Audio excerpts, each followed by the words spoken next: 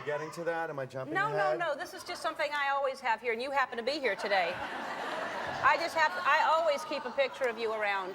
See, then I lost all that, and this is actually, can you see the netting? I lost all that, and now I spent a lot of money on wigs. You look great, and happy birthday. You're 35 today. That's happy right. birthday. In case you didn't know. I read about it. Yeah. Yeah, I'm halfway to 70. Yeah, that's the way you look at it?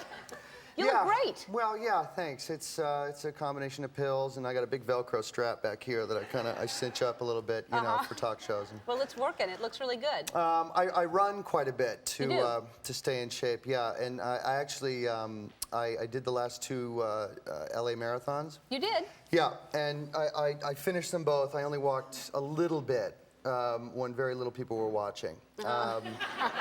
And it's pretty grueling, and it's kind of disgusting too at parts. You know, they have those tables with the water cups. Right.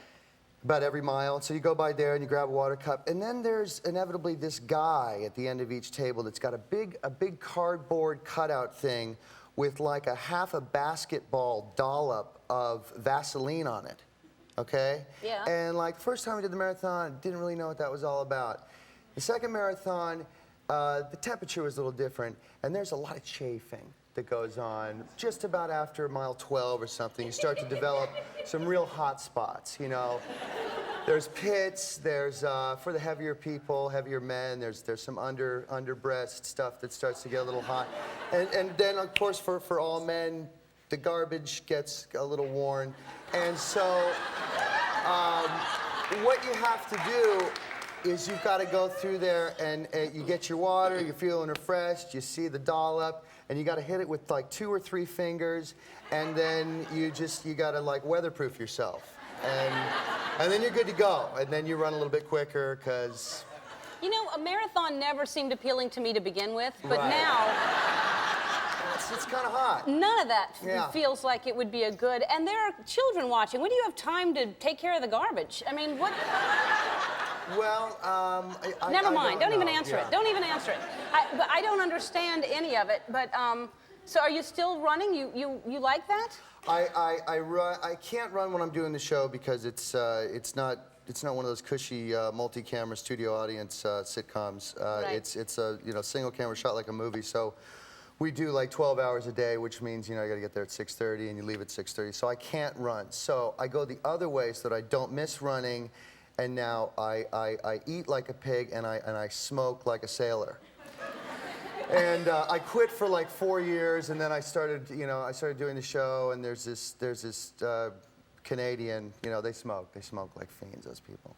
And he's on the show, and so I got smoking again, and I love it. I love smoking. It's very bad for you. Don't do it. But I'm smoking in the show. I will be quitting in March when we wrap training for the New York Marathon. Okay, so you're quitting. Good. All right, we're going to take a quick break, because I'm sure you're dying for this right now, and we'll be right back with Jason Bateman.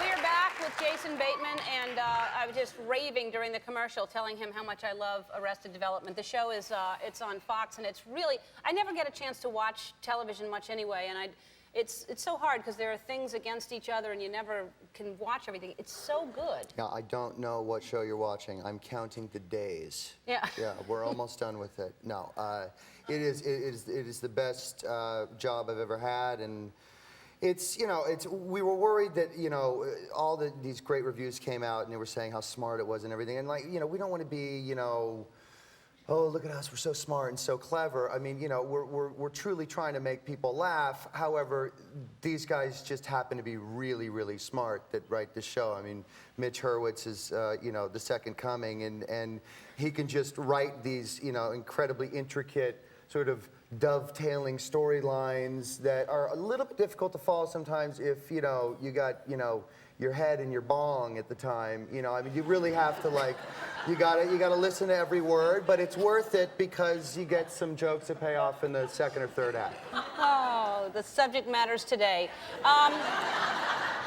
This is late night, right? Yeah, yeah.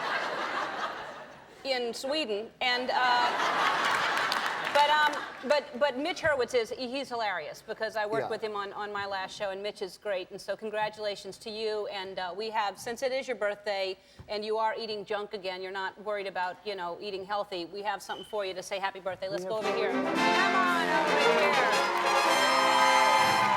Look at that. That's for you. Yay.